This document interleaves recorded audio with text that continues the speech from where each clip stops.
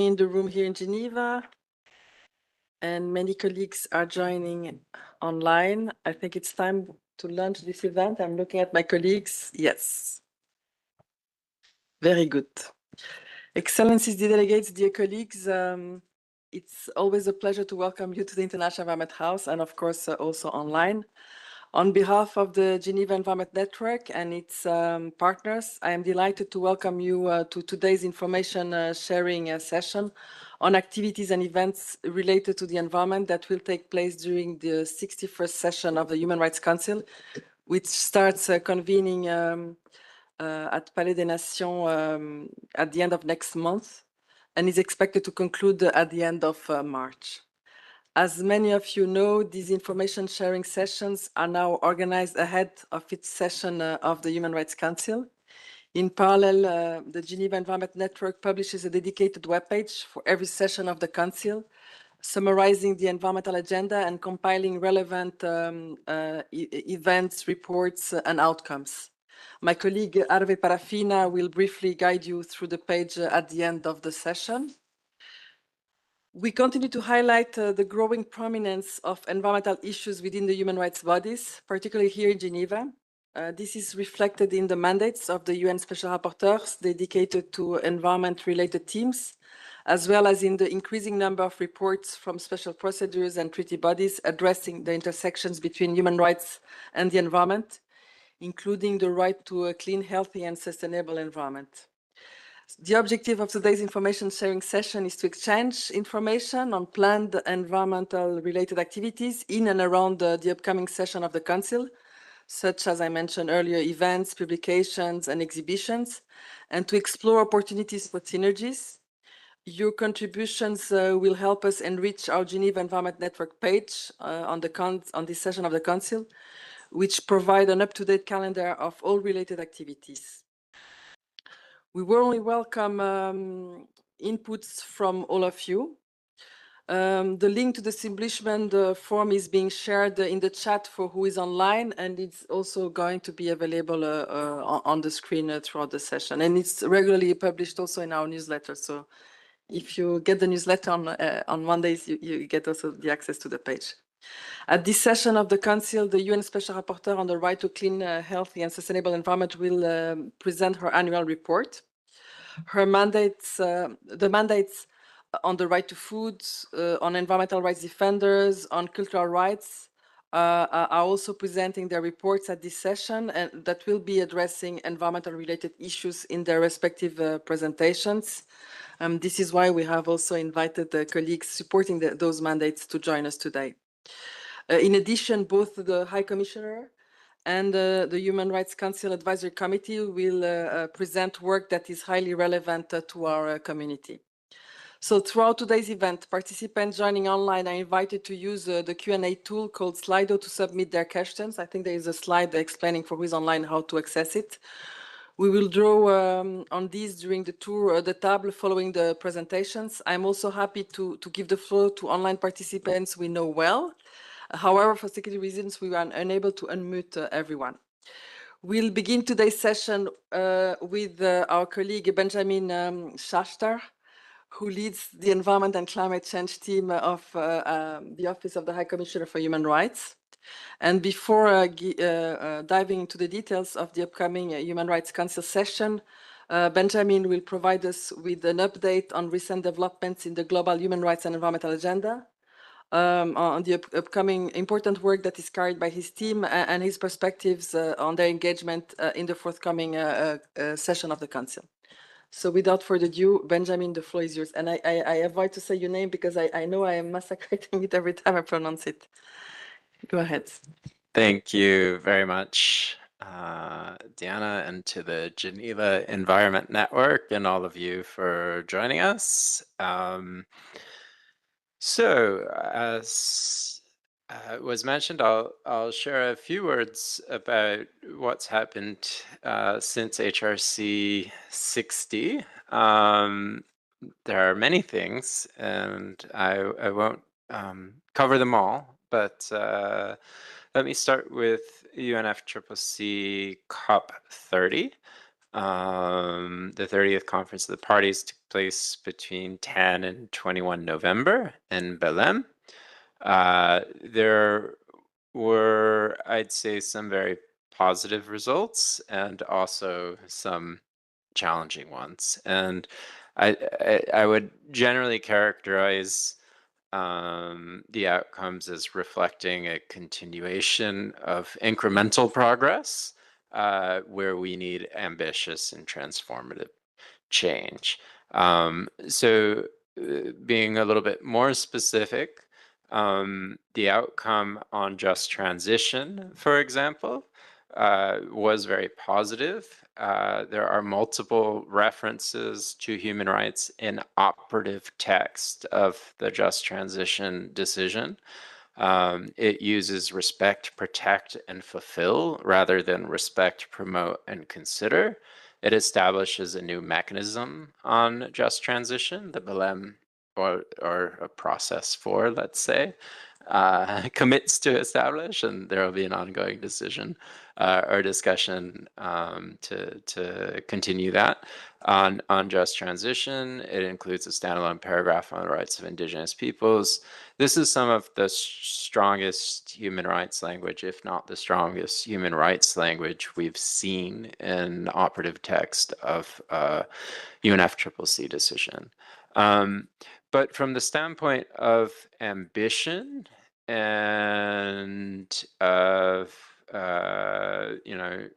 really reflecting the state of law and science today, there continued to be governments that challenged, for example, the introduction of a reference. And this is, I'm no longer speaking about just transition, but more broadly, the negotiations, the reference or potential reference to the ICJ advisory opinion that challenged and weakened language related to the science, to the IPCC and its work. And there is no, not even a repetition of previous language related to phasing out fossil fuel, right? And so this and a number of other issues were really central to the parts of the negotiations we were following from a human rights perspective. And the failure, I think, to reference the ICJ advisory opinion, to reference transitioning away from fossil fuels. For example, in the Mutirao decision, which was sort of like the cover decision at COP30, is quite problematic because these reflect what needs to happen from a human rights perspective and the human rights obligations of states.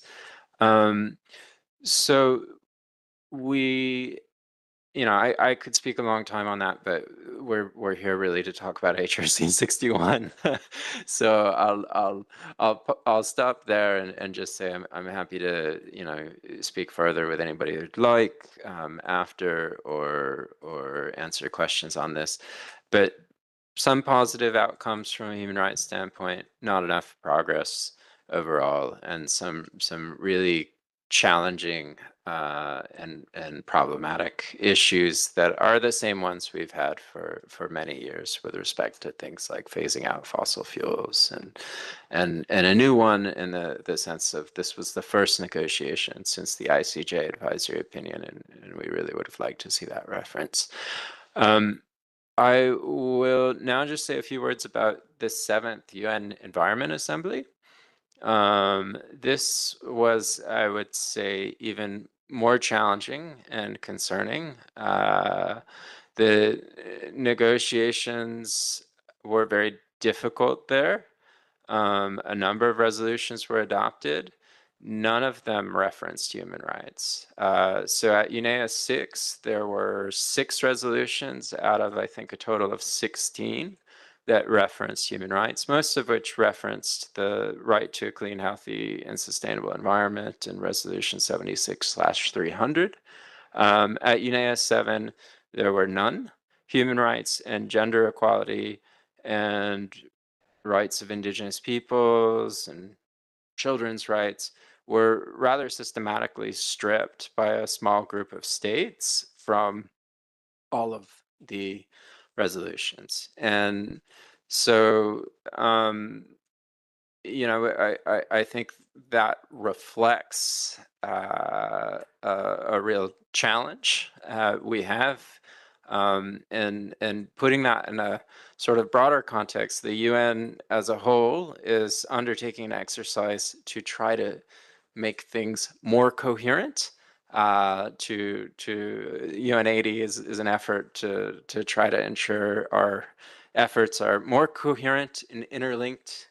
But there seems to be an effort by some states, in fact, to advance the opposite, to silo work that's happening in environmental spaces from human rights and work that's happening in human rights spaces from the environment. And of course, this is quite contradictory, and I think it's a challenge that we need to be aware of and confront. And the right to a clean, healthy, and sustainable environment is, of course, a framework for addressing that challenge, and that it brings together elements of environmental and human rights law. There are a lot of other major meetings that took place. There are more positive developments, and let me go back to COP30 briefly just to say we, OHCHR, had our Assistant Secretary General for Human Rights there.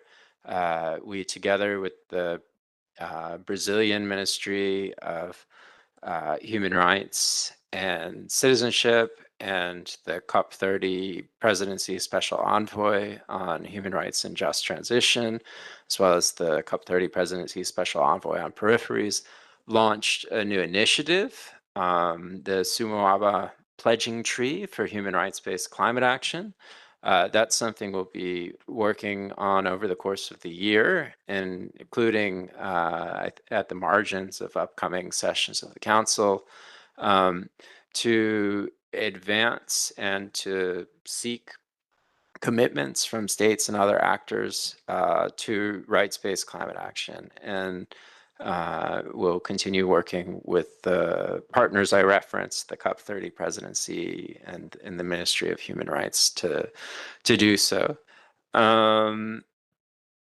So turning now to the upcoming session of the Council, noting those challenges in the environmental space, I'm happy to say that the Council itself seems to be continuing to address environmental issues, and to be doing so more and more at each session. So last year, we had more references to the environment and climate change than in any previous year. At HRC 60, there was a new resolution on sea level rise adopted. At HRC 61, the office will be presenting the High Commissioner's first report on human rights and biodiversity. This was mandated by Resolution 57/28. Its intention is to outline or it outlines human rights elements in the coming Montreal Global Biodiversity Framework and in COP16, CBD COP16 outcomes as well. And then explores and outlines some of the ways to advance a human rights-based approach to biodiversity action in line with the coming Montreal Global Biodiversity Framework. So we're very happy to be introducing the first report of the High Commissioner on this subject, and you'll hear from my colleague supporting the Special Rapporteur on cultural rights, who's also been working in this area as well. So we should have a couple of things at least on biodiversity at the upcoming session, which I think will be excellent. And then we were also expected to have the summary report of the panel discussion on climate change going to the session of the Council. but have submitted in lieu an information note as we were unable to produce this report due to the financial situation and lack of capacity in the office. That panel discussion, of course, is available as archived footage, and the concept note and statements are available online. So those are the couple of things I would flag. And on the biodiversity piece, again, just highlighting that there are meetings actually in Rome in February on biodiversity. We're looking towards CBD COP 17, which will be in Armenia later this year. And the idea behind the submission of this report, or the timing of the submission of this report, was to have it available in order to feed into the process and ongoing discussions of CBD COP17. So we're happy that it will be available, and hope that it's a useful report for you. And I'll stop there. Thank you very much, Ben. Your words highlight the important processes that your team is supporting, and it's always a pleasure to work with you and your team. Our next speaker is Victoria Aberg, a human rights officer at the Office of the High Commissioner for Human Rights, who is supporting the mandate of the Special Rapporteur on the right to a clean, healthy, and sustainable environment, Ms. Astrid Puentes. So we'll now turn to her to see what the Special Rapporteur is preparing for this session. Victoria, you have now the floor. Thank you so much, Diana. Thank you so much, Jen and colleagues, for organizing this. I think it's really useful and helpful on every occasion, and thanks for having me. So the Special Rapporteur on the right to clean, healthy, and sustainable environment, Ms. Astrid Puentes Ranyo, as you know her, she will be in Geneva from the 5th to the 12th of March, so quite a long time. There's no specific resolution on the right to clean, healthy, sustainable environment at this occasion. However, she will present her annual report, as mentioned by Diana. The final title of the report is Priority Actions Towards Breathing Clean Air, Protecting Public Health, and Ensuring a Healthy Environment.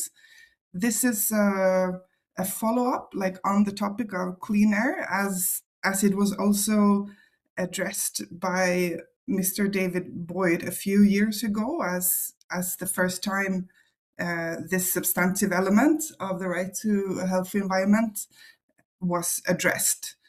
She wanted, however, to deepen the understanding of this substantive element. So I'll summarize a little bit the content or the conclusions of the report for you. So in this report, the Special Rapporteur deepens the understanding of air pollution impacts on human rights.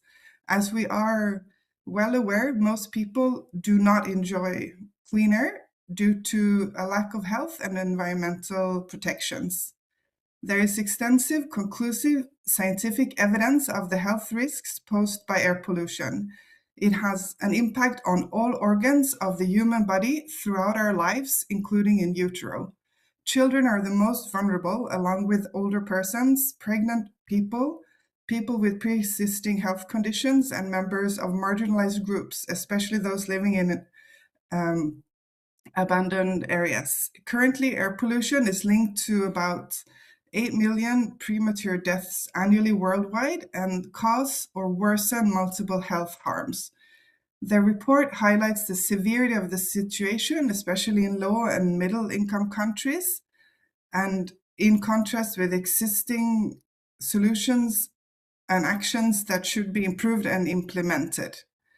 It ends, as all of her reports or all of the Special Rapporteur's reports, with recommendations of a human health based approach, recognizing the severe risk and harm air pollution poses to health, prioritization of effective actions with an intersectional perspective that respond to the needs of the most vulnerable people and ensure their protection.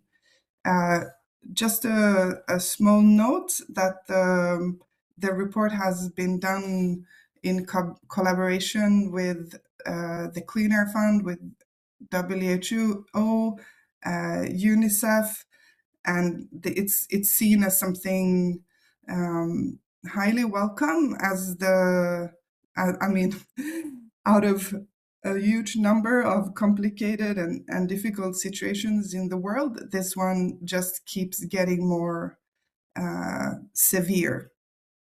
And on that note, also to mention that she will host a side event on this same topic. This is on the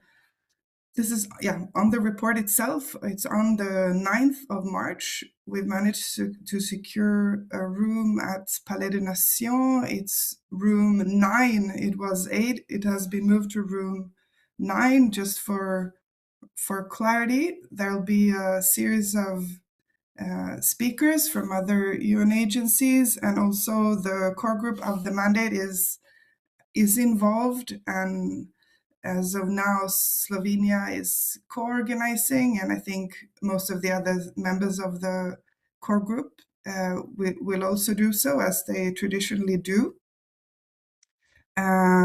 She also has, during the week she's here, some joint events with some of you. There's a side event on fossil fuels. There's a screening, and that's on the 10th or 11th. We're not sure yet. On the same day, on the 9th, the same day as the side event on the report, there's a panel and a screening of URLO with FIFDH, I say it in French usually, and other activities that she will have. Also, to let you know that she'll present a report on her country visit to Singapore. That the visit itself was conducted in May this year, and it was a very interesting visit because it was the first visit to an ASEAN member state of the mandate. It was the first visit to Singapore in over 10 years. Because also, they've been traditionally more closed to visits of special rapporteurs, and I think the visits went well. It's been really interesting to work with Singapore, and it's a quite technical and interesting report that came out of it. The report itself will be public on the 10th of February with a large addendum of Singapore published as well, because they take it very, very serious and publish their own view. And this will then be discussed, of course, during her interactive dialogue. And last, I just wanted to mention that, and this you might already know, but that Elisa Margera, she will also be here. Like, she's not reporting to this session, but I just know that she's here for 2 days because her upcoming report is on food systems, and of course related to climate change, because that's her mandate. But that will so she'll be here on the 5th and 6th of March. Thank you.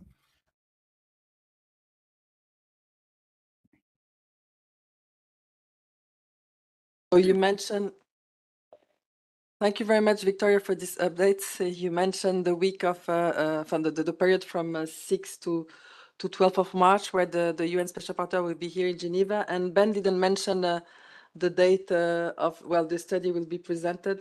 It's on the 11th of March. So same period when the Special Rapporteur is here. So let's move now to our next invited guest. So supporting the mandate of the UN Special Rapporteur on Cultural Rights, our next speaker is Mylène Bidot, who is here with us in the room. So I will give her now the floor. Thank you for being here. Thank you very much. Good morning, everyone. I am here today because I work with the Special Rapporteur on Cultural Rights, Alexandra Xantaki. And this year, for her report to the Human Rights Council, she chose to address the issue of nature conservation and cultural rights. Many of you already know because she circulated a questionnaire. I hope that I assume some of you responded, being in the room and online. So the report is not yet finished. So what I can do is present the main concerns that we know she wants to address and the main approach for this report. The concern came from the assessment that conservation nature agendas do not consider cultural rights fully and are made at the expense of cultural rights, or even worse, are used as a cover for cultural rights violations, enabling states to pursue land grabbing and assimilation policies of vulnerable people, especially indigenous peoples. So the main positioning of the report is that nature and culture are intertwined, and protection of one cannot go without protection of the other. And to depart from the position that there is a dilemma, so she called it a pseudo dilemma, that you have to choose either to protect nature or culture, and or to name it differently, to protect the right to a clean environment or cultural rights. But that so that is a dilemma that is often presented.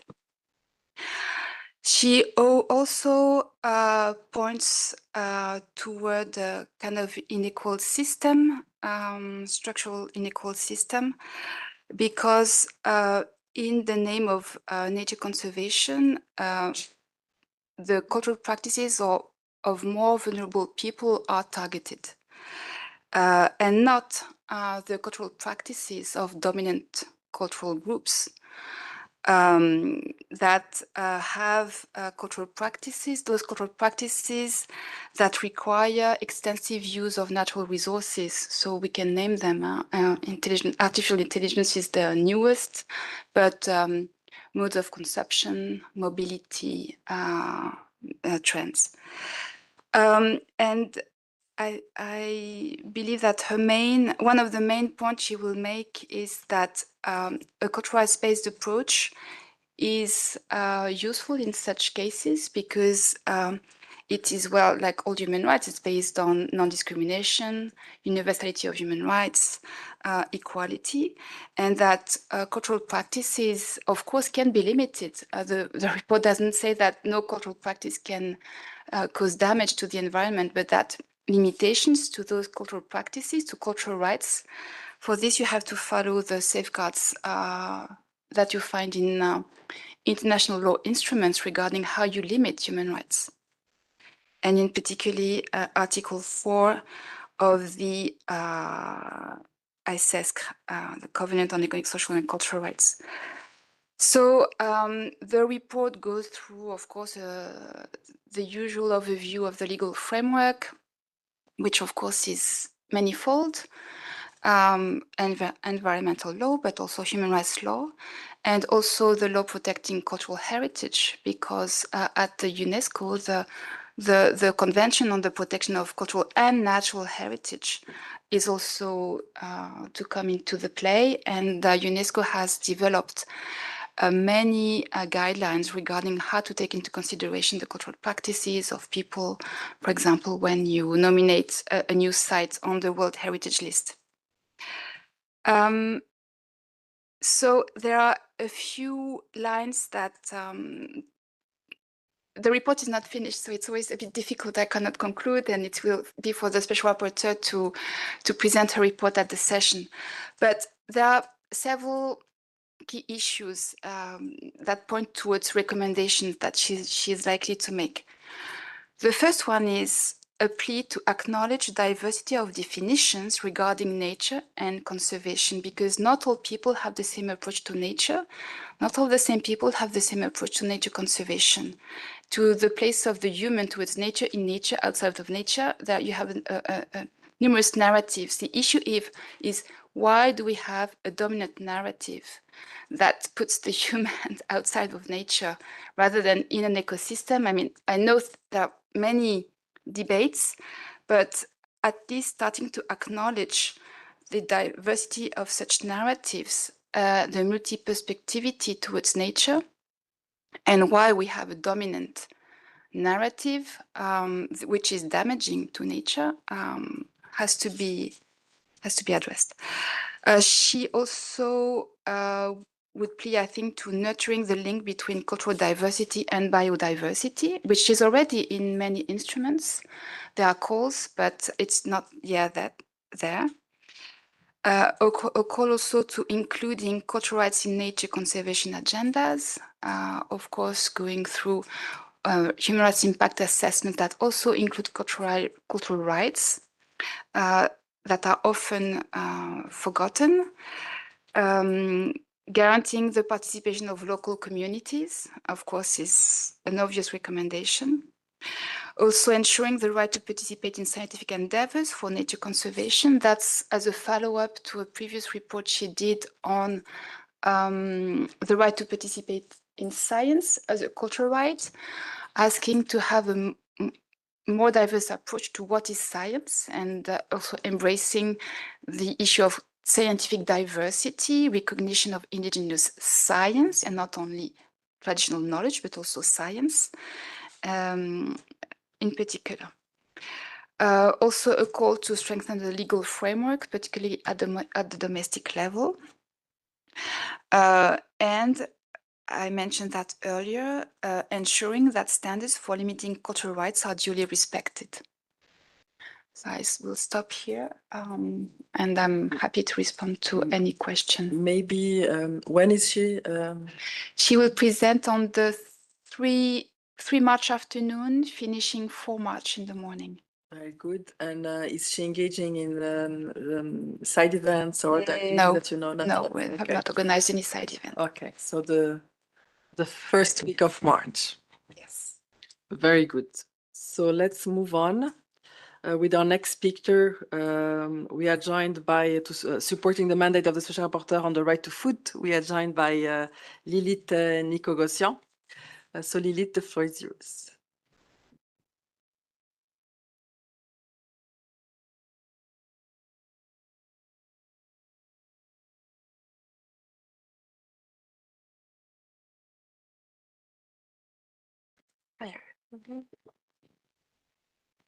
Hello, good morning, everyone. Thank you very much, Diana, for this invitation. I think for me, it's the first time I'm addressing this group. Although I was before for many years working on the mandate of toxic waste, so I see familiar faces around the table. I'm going to speak about the engagement of the Special Rapporteur on the right to food in this upcoming Human Rights Council session. The current rapporteur is Michael Fakhri. And this will be his last time ever as a Special Rapporteur presenting a report. It's his last Human Rights Council session and last engagement as a human rights expert.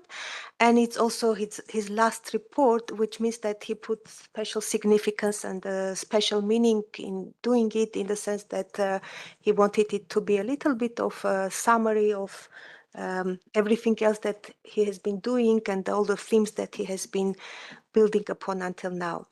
He will be in Geneva on the 5th of March, 5th to 7th March. It will be a rather short stay. Special Rapporteur will present to the Human Rights Council in the afternoon of 5th March. And on 6th March, FIAN International has requested a slot for a side event, which has not yet been confirmed. But if it is confirmed, the Special Rapporteur will definitely be in this side event. For the moment, no other events are confirmed, but I'm not excluding that something might also come for the 7th of March. So this last report is dedicated to the land and the right to food. From the perspective of the right to food mandate. I must say that the Special Rapporteur on Housing very recently presented a thematic report on land to the General Assembly, but not exactly from the perspective of what the Special Rapporteur on Food is doing. And there will be another report by the Working Group on Peasants and Indigenous Peoples, again on a related subject, but we don't yet know. However, having this report already out will help them to see what is not addressed from the peasants and small-scale farmers' perspective, so they already have that to build on. This report comes at a very crucial moment because the conference on agrarian reform is happening in Colombia in February. It's just around the corner. So the last conference, the first one, has happened 20 years ago and committed to values of fair land distribution, agrarian reform, etc. And many civil society representatives, even politicians, academics agreed that it has majoritarily failed in its objectives. So 20 years later, the second conference, the Global Conference on Agrarian Reform, is taking place. And I know that I personally know, having spoken to many constituents, that the people, and especially people in the food community, have very high hopes on it because of this special link between fair land distribution and the right to food. So hence the idea of this report to feed into the Conference on Agrarian Reform. For the moment, the Special Rapporteur has committed to participate in the conference. We're sorting out some technical details, but I would say it's highly likely that he will be in Cartagena himself for the conference and present this report to the conference. But what is even more important is he will bring back takeaways from the conference to the Human Rights Council.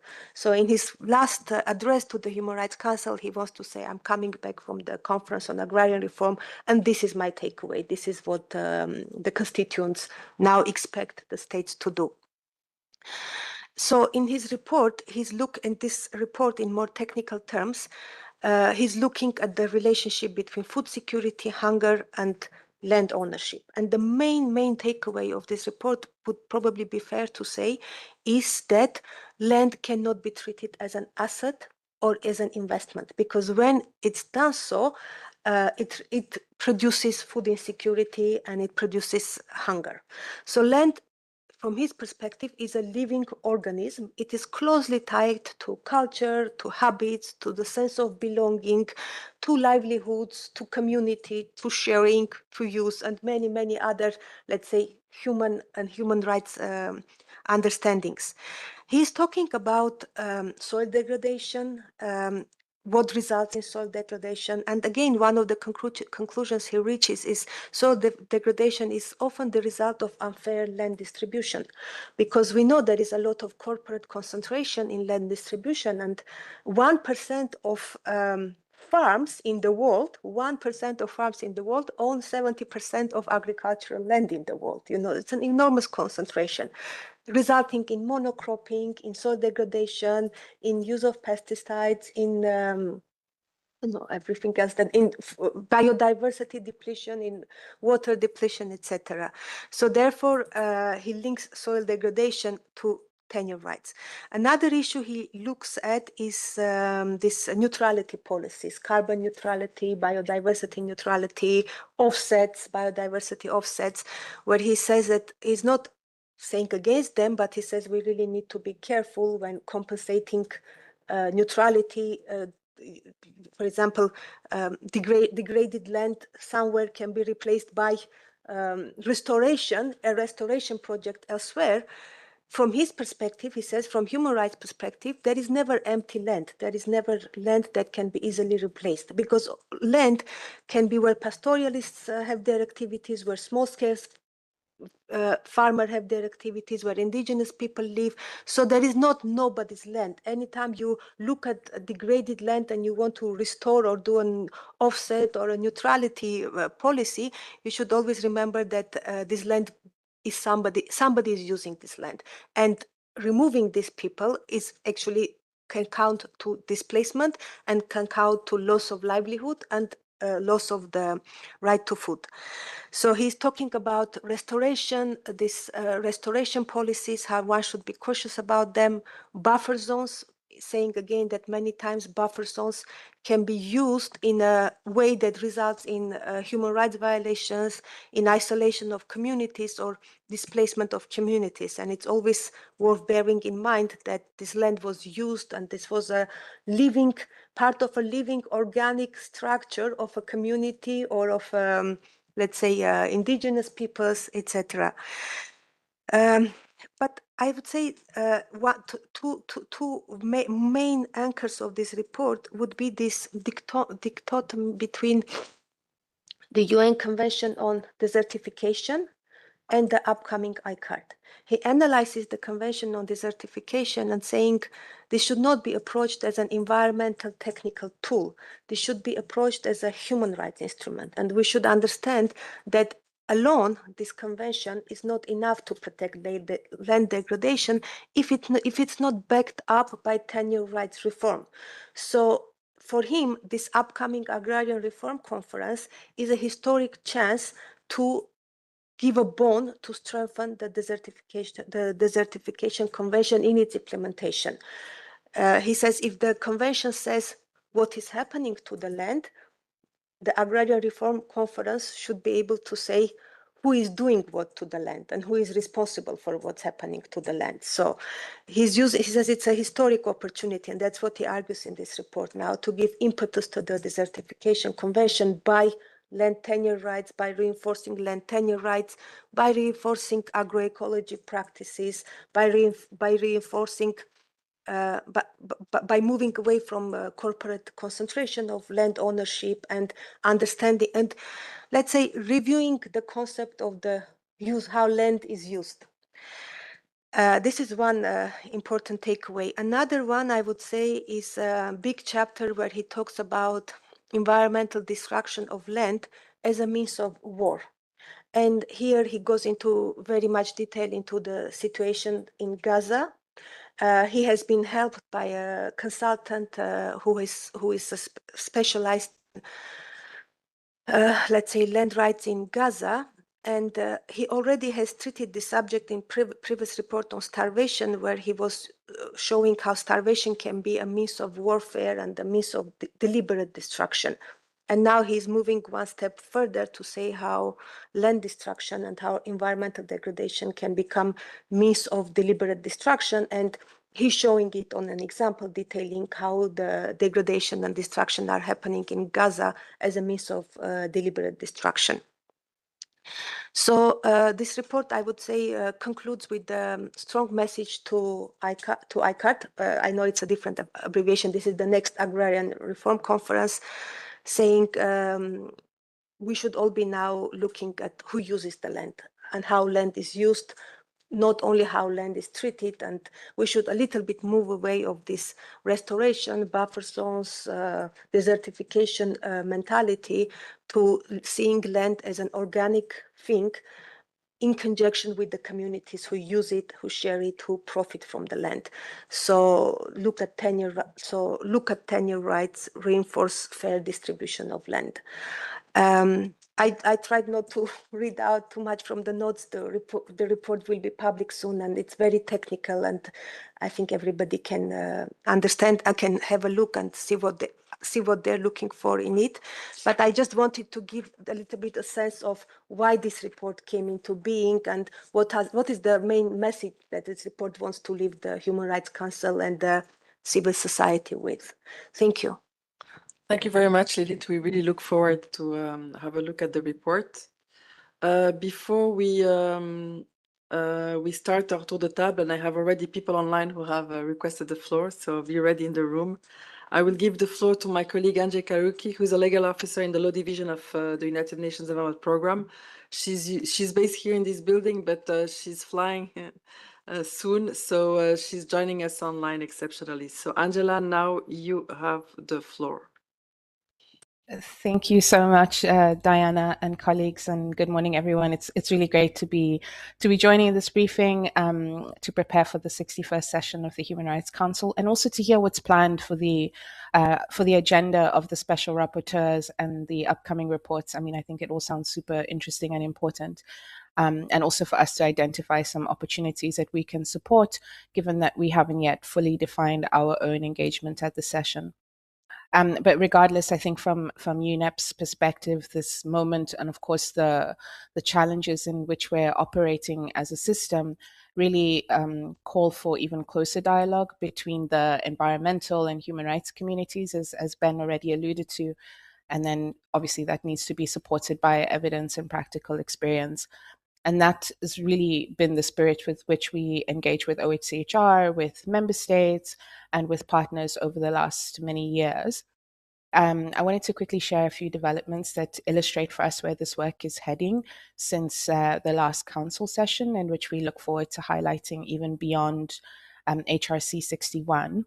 So firstly, just on courts and legal interpretation, I wanted to share that a couple of months ago, you may have seen that we published the Right to a Healthy Environment in Practice, which is looking at, I think, over 100 judicial decisions across 30 jurisdictions. And it also shows how courts are giving real content to the right. So clarifying state obligations, addressing environmental harm linked to climate change, biodiversity loss, pollution, etc., and also increasingly drawing on international standards. But the trend that we see in that report is also mirrored in climate litigation. We had the 4th edition of Climate Change in the Courtroom that was also released in the last month, and which has, I think, more than 3,000 climate-related cases that have been filed globally as of June of last year, so June 2025, including landmark opinions from international and regional bodies. And I think these developments definitely signal a maturing legal landscape where environmental rights are really becoming operational and enforceable. But we're also focused not only on tracking these developments, but on making them usable. So we have developed, together with NYU, the Right to a Healthy Environment Toolkit, which is an online practical resource that's designed to support judges, policymakers, and other legal practitioners. I'll be happy to share the link here with everyone if you don't already have it, but I think it really helps to translate legal recognition into concrete guidance. So basically bringing together jurisprudence with also policy examples and then implementation pathways in one platform. Another point I wanted to reflect on is at the sort of intergovernmental level, and you already heard an overview from Ben on UNEA 7, and thanks for the great overview, Ben. There were indeed some challenges there, but just to add a further reflection, I think it's fair to say that UNEA 7, I mean, it didn't advance the right to a healthy environment through a dedicated resolution or implementation framework, and that was probably a bit of a missed opportunity. But, and as Ben mentioned too, the right wasn't absent. I mean, it appears in the ministerial declaration. It's also in UNEP's medium-term strategy, particularly under environmental law and governance, with a very clear mandate that's linked to the GA resolution 76/300. And then there were also other resolutions that addressed key environmental drivers that maybe directly affect the enjoyment of the right, even if it's not always framed explicitly in rights-based terms. So I think that's useful to also build on during the council session and could be an opportunity there. And I wanted to mention also Indigenous peoples. During UNEA 7, I mean, while their participation and visibility were super present, there was even the first ever dedicated high-level special dialogue on IPs, but Indigenous peoples' rights weren't explicitly advanced in the resolutions themselves, which I think also points to an area where future UNEAs could go further. And maybe also what it suggests is that the next phase is less about reopening recognition debates, etc., but more about the implementation, the coherence, accountability that we've been talking about, including ensuring that Indigenous peoples are engaged not only as stakeholders, but also as rights holders across UNEP processes in strengthening implementation of the right to a healthy environment. But UNEA 7 also highlighted strong interest in more integrated approaches. So there was a dedicated multilateral environmental agreements day that was convened. It's the second one that was convened after UNEA 6. And then a resolution on synergies and cooperation among MEAs was also adopted. And I think this is also an area where rights-based perspectives are becoming, increasingly relevant and requested by member states. There's also a lot of action that's going on at the regional level that I wanted to mention, but I know the time is running out, so maybe just a quick highlighting of the adoption of the ASEAN Declaration on the right to a safe, I think it's safe, clean, healthy, and sustainable environment that was adopted last October and supported by our regional office in Bangkok. And it's the first, I guess, regional instrument in Southeast Asia that articulates this right in alignment with GA Resolution 76/300, which is also another important step in moving global recognition into regional norms, I guess. So I think I'll stop here. But yes, as we get ready for this next council session, we're very much looking forward to continuing the collaboration with OHCHR and the special rapporteurs, as well as with several other partners in International Geneva. So thanks again, Diana and colleagues, for organizing these important briefings. Thanks.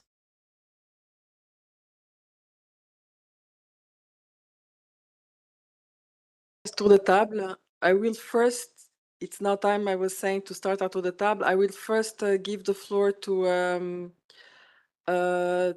normally I start by the room, but I will exceptionally give the floor to Frédéric Bourg, who is supporting the mandate of Elisa Morgera, the Special Rapporteur on climate change and human rights, because she has been mentioned a couple of times. So Frédéric, I give you the floor. Thank you so much, Diana. Good morning to everyone in the room and online. This is Frédéric supporting the Special Rapporteur on human rights and climate change. So Professor Morgera won't be reporting at this Human Rights Council session per se, but as mentioned by my colleague Victoria, she will be coming to Geneva to participate in some activities. Her program is still in the making, but she will be in Geneva from the 5th to the 6th of March. Yes, to participate in events and other activities. And she's also preparing her next report to the Human Rights Council, which will focus on food system. And in this regard, there's still the call for input for this report that is open until the end of this week, 30th of January. And the title of the report is Transforming Food System to Protect Human Rights and Prevent Climate Change, Climate Harm, sorry. So that's all I had to say, and please feel free to reach out if you have any further question on her upcoming visit. Thank you so much. Thank you very much, Frédéric. Moving on, I have two people who have already requested the floor online, and these two organizations have already been mentioned, but I'm looking at the room. Is there anybody who wants to take the floor? So let me start by giving the floor first to FIAN International. I see that Sibyl, you have requested the floor, so I'm going to, move you to the panel. Feel free to speak. There you are. Okay, thank you very much, Diana. Thank you all for organizing this important information session. I will be very brief. Lilith already mentioned the side event that FIAN International is organizing.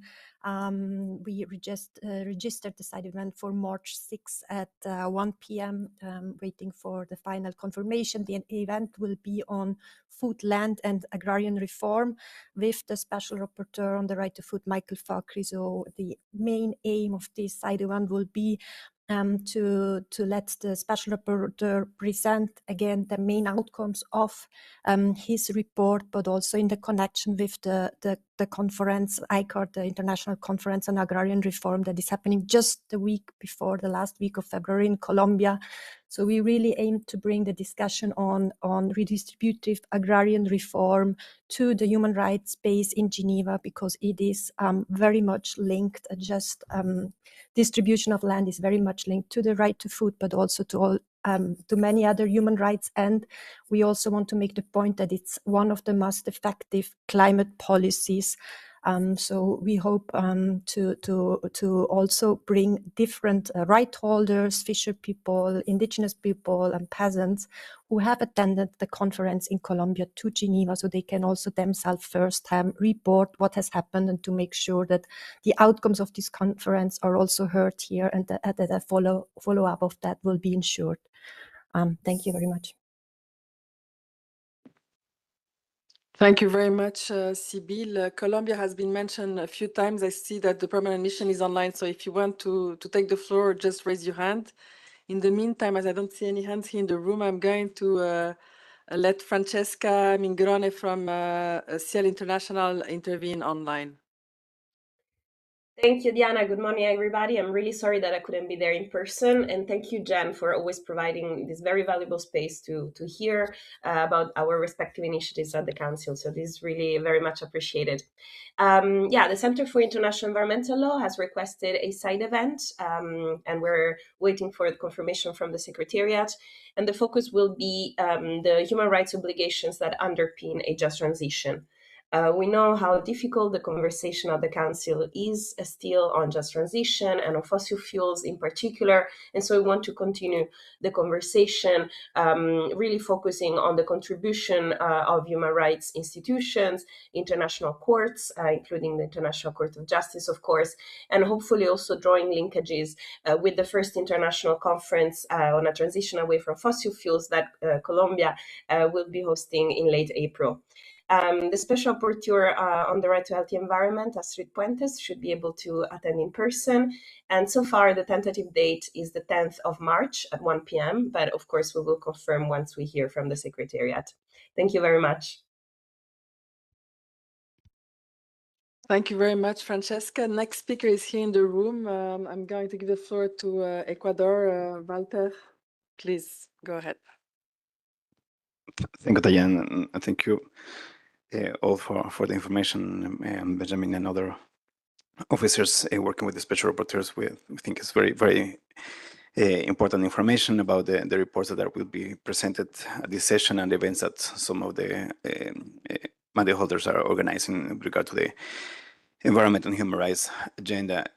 Just a couple pieces of information. One is that Ecuador, together with Luxembourg and the rest of the core group, will be presenting a new draft resolution, a new version of the resolution on the 23rd agenda and human rights, or human rights and the 23rd agenda. Is a triennial resolution, as you know, which was established to try to gather the information, of course, and inputs from states and other all stakeholders, organizations, civil society, and others from Geneva towards the corresponding HLPF with an intersessional meeting. Unfortunately, this year, also because of the liquidity crisis, the intersessional meeting could not happen. But the idea is that we, with this new version of the resolution, we give a mandate for the coming years of the development of the 13th agenda cycle, so that we can fit into the 27, 28, and 29 HLPFs from the Geneva perspectives gathering,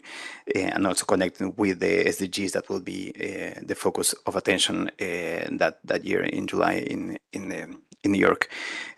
So to invite all of them to participate in the formal consultations. We will circulate the draft in the coming days or weeks, trying to reinforce and keep the balance between the three dimensions of sustainable development, including, of course, the environmental dimension.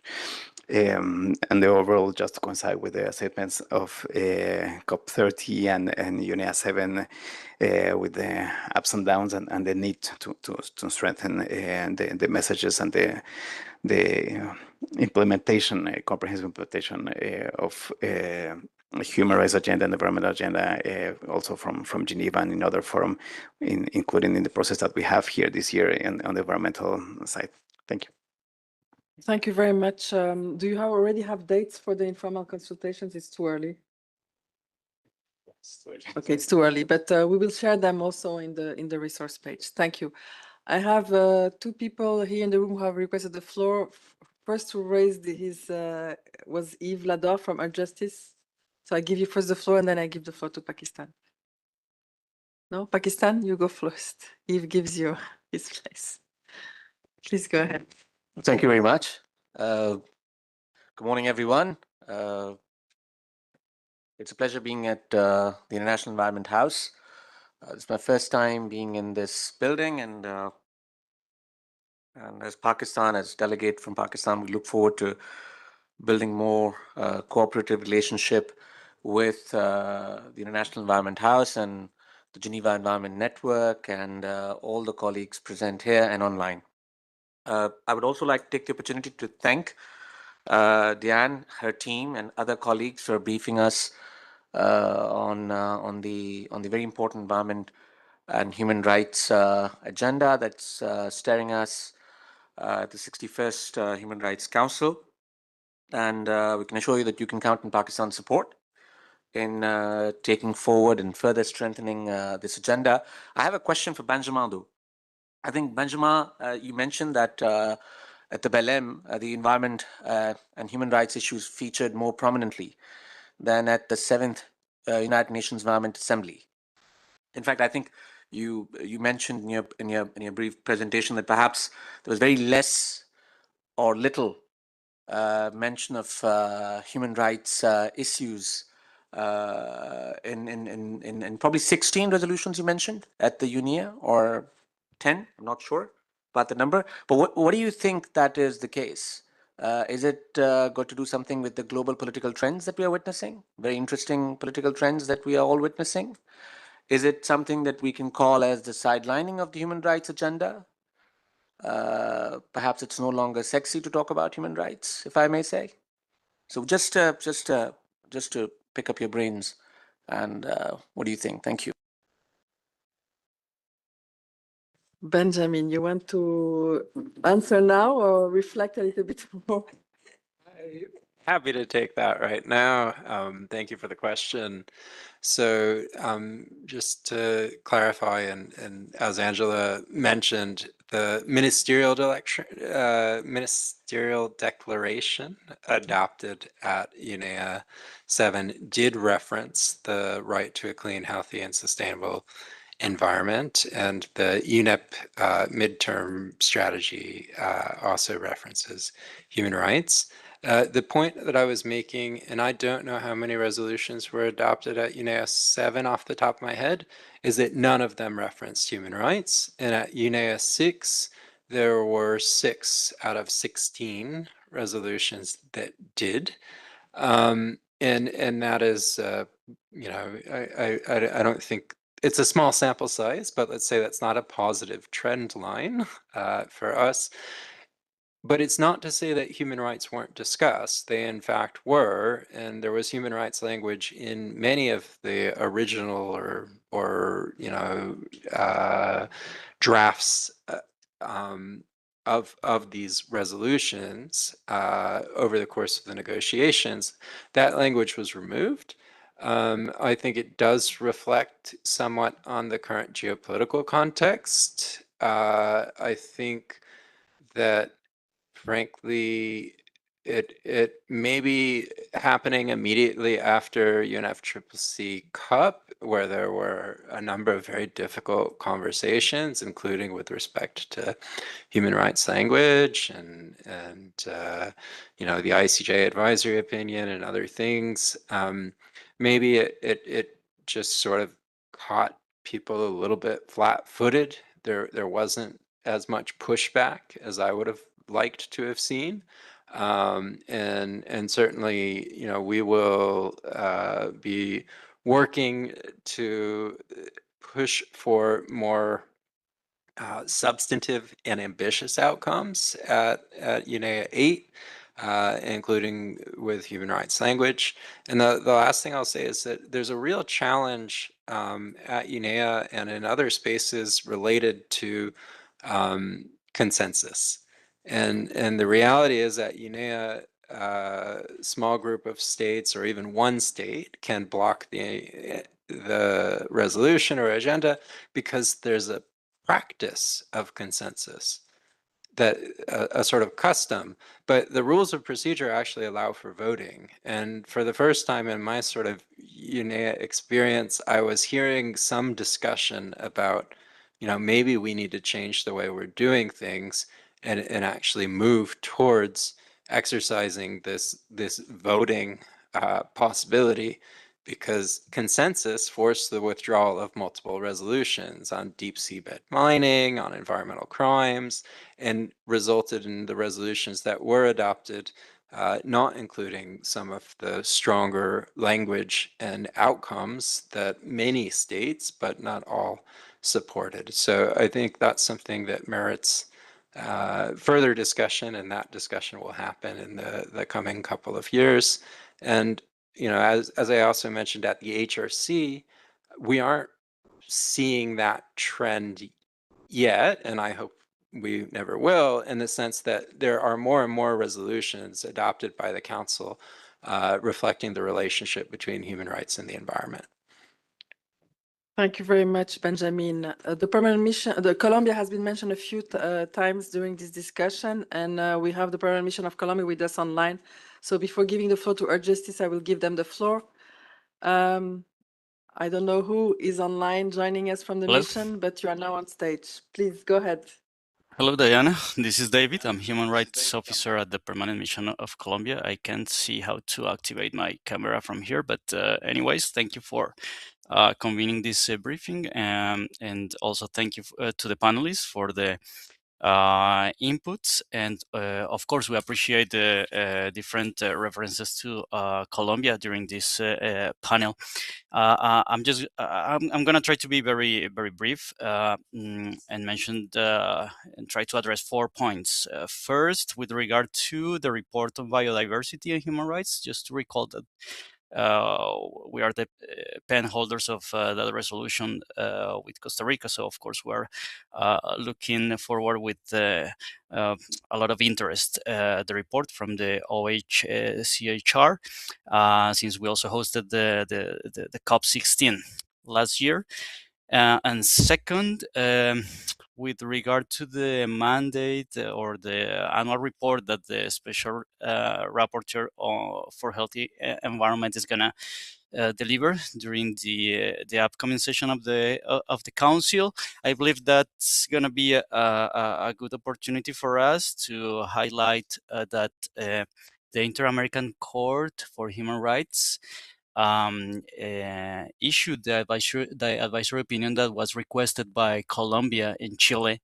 And in that advisory opinion, the court recognized the right for a healthy and clean environment. So I think that the annual report that is going to be delivered by the Special Rapporteur provides a good opportunity for us to bring the attention into that. And the third point has to do with the report from the Special Rapporteur on cultural rights. We totally share that there cannot be a separation between culture or nature. And we totally share that from the perspective of, for instance, indigenous peoples, but also from the perspective of people of African descent, land cannot be considered only as a private property or as an asset or as an investment, because land is the source of the identity of these peoples. So that's something that we are looking also with a lot of interest, and we also heard that the Special Rapporteur is also will also analyze cultural heritage in that report. And that's also one of our priorities in the Council. We have co-sponsor resolutions on cultural heritage, so it's something that from our side looks quite convenient, quite pertinent to talk about in the council, and we're looking forward to contribute in the best possible way during that panel. And last but not least, we are hoping that the Special Rapporteur for the right to food can participate in this international conference on agrarian reform. We are also in touch with Frederick, because we are also hoping that the Special Rapporteur Elisa Morguera can also participate in the conference. And we have also been in touch with the working group on the rights of peasants, and they will also be there.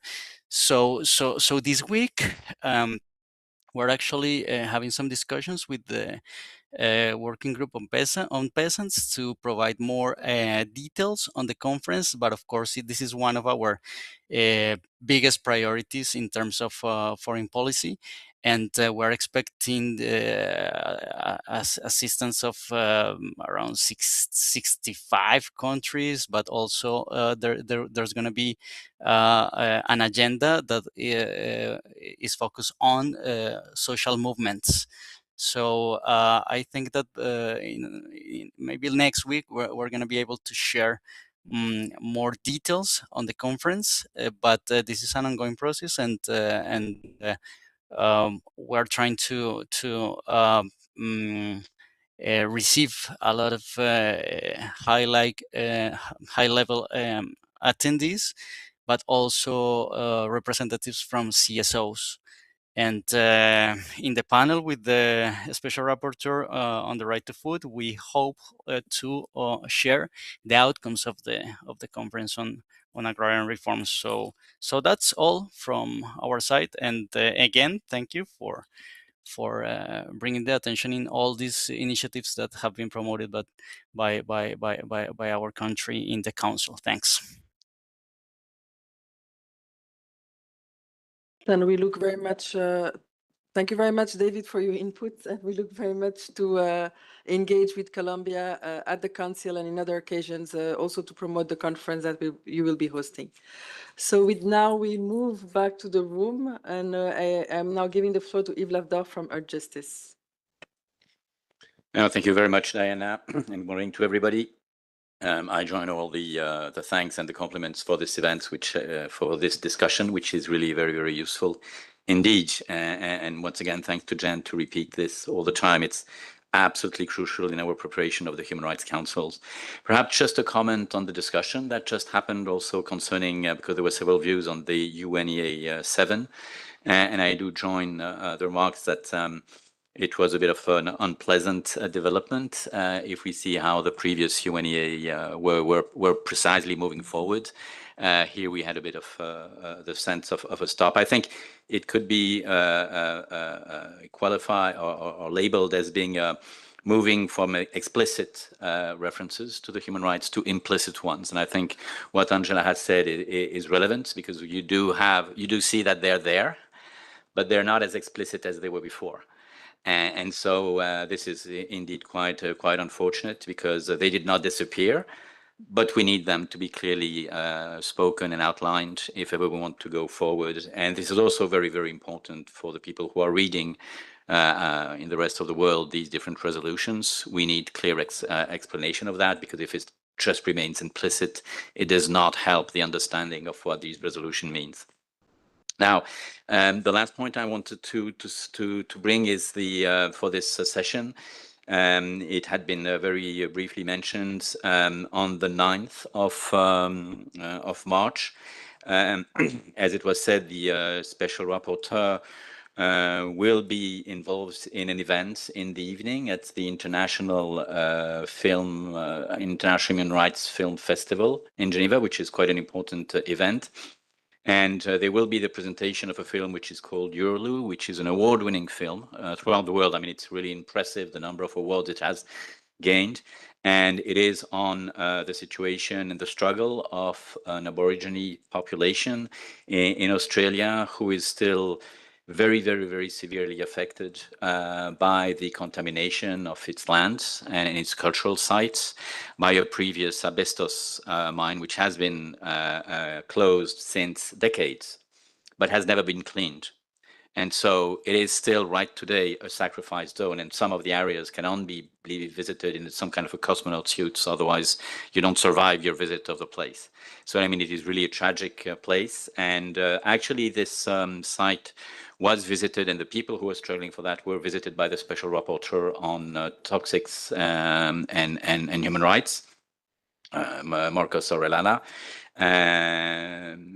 Thanks to Jen, there had already been a talk in one of the sessions of the Human Rights Council on this situation, and at that talk, it was possible to hear the population that was directly affected, and they expressed what they were living and what they were going through. So this gives us in Geneva, but this time at a wider level, the possibility to look at the situation again, and also to open discussion with Australia. Australia is recognizing the situation, so it's not an issue at this point. The whole question is, how do you clean up such a mess? Because it's highly expensive, it costs a lot. And here we're talking about a very well developed country who basically complain that it does not have the capacity to clean up such a site. Now, when we see how we're developing more and more minings throughout the world, especially in order to, save the environment, you need to mine more and destroy more the environment. That's more or less the contradiction where we are at this moment. When you see this, you say, okay, what is the next step? Where are we going to? So when we think about the issues of sacrificed land, on which there has been already a report of the Special Rapporteur on Human Rights and the Environment, David Boyd, and Marcos Orellana, this Special Rapporteur on Toxics and Human Rights, definitely this is an issue that needs to be looked at in more depth, because the question of human rights is, we're talking about the very, very basic right to life, which is here a challenge. So we will have also the possibility on the 9th, if we have confirmation from the Secretariat of the Council, at 2 o'clock after the presentation of the side event, after the side event organized by the Special Rapporteur. We will continue with the Special Rapporteur on a specific presentation, a bit like a teaser, if I can put it like that, on this film, on the human rights aspects, which are presented in this film.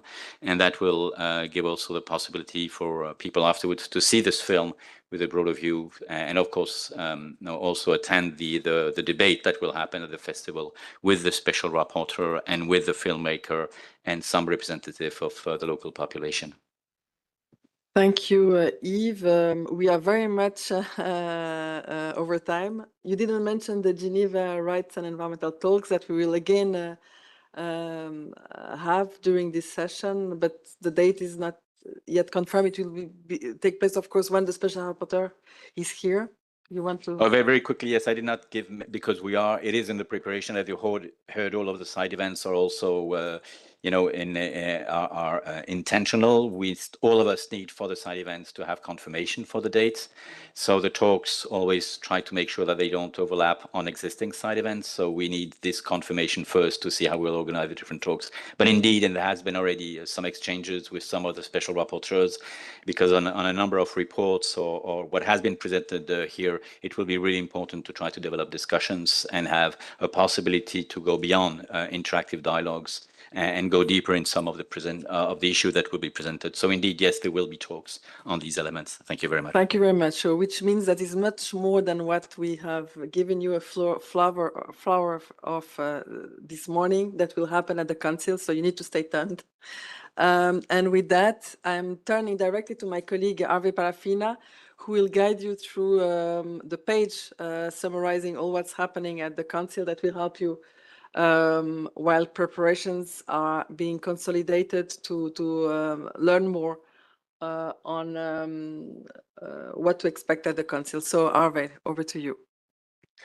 Hello, everyone. As we are quickly running out of time, I'll just briefly go through the elements of the page which I will be presenting. On the page, you will find here the key highlights, so that you don't have to go through all the list. But as you can see on the left-hand side, you have there all the links that will lead you straight to each topic that will be available in this session. Other key highlights that wasn't mentioned in today's session, on environmental human rights defenders, the Special Rapporteur on the situation of human rights defenders will be presenting her report on the voices of human rights defenders, and particularly it was highlighted, there was a section on environmental human rights defenders. Next would be on disinformation and human rights. The advisory committee is presenting a report on the impact of disinformation on the enjoyment and realization of human rights. The report aims to identify, among others, how human rights are impacted the most by disinformation, including on matters on environment and climate. And then the Human Rights Council also requested OHCHR to prepare a summary report on the half-day expert workshop on disinformation and human rights that was that occurred on 12th of June 2025. In this session, it's also important to find the appointments that will be taking place at HRC61. And these are some of the appointments which are related to, somehow related to the environment. And as you can see, the appointment of some of these mandate holders are dependent on whether the mandate will be extended. In the page, you will find there all the reports already on the environment already listed, and the resolutions and decisions will, once they come, will be summarized in this section as well. The calls for submission will also be available there for future sessions of the Council, and as well as calls for submissions for reports at the UN General Assembly. For those who will have side events, if you have videos, if you will be recording your videos, and if you will be live tweeting, the section on videos and highlights will be there to summarize what has happened at these various side events. You also have there a section on links and resources that will be available for everyone. And finally, as Diana's mentioned a while ago, on the event page for today, you can find there a section on how to share your information of your event to be posted at our page. Thank you very much, and I now turn back to Diana. Thank you very much, Arve. I just wanted to add on the issue of disinformation that we are hosting an event this week on Friday here at the Environment House, I think in the same room, on this topic, on disinformation and environmental negotiations. And we have a member of the advisory committee to the Human Rights Council that will be joining the panel of that event. So those who are interested, you can find the information on our website. So with that, as we are very much over time, and I'm sorry for that, and I know that we have people around the room here who are also organizing events that they didn't mention. So you didn't ask for the floor.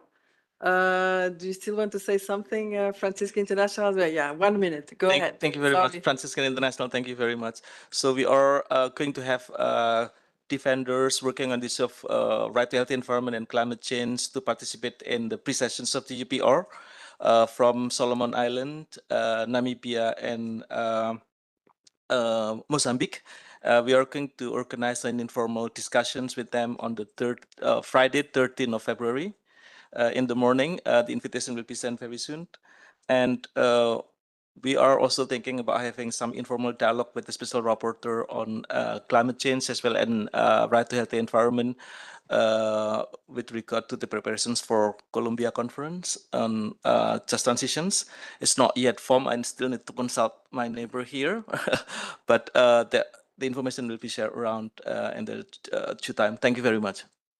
Thank you very much, Budi from Francisco's International. Yes, those 2 first weeks of March will be very packed for who follows the environment at the Human Rights Council. So with that, it's time to close this event. We would have loved to stay further with you, but we have our donor meeting taking place in 5 minutes. So we cannot extend this meeting. However, who has joined us in person, feel free. There's coffee outside, mandarins in the room.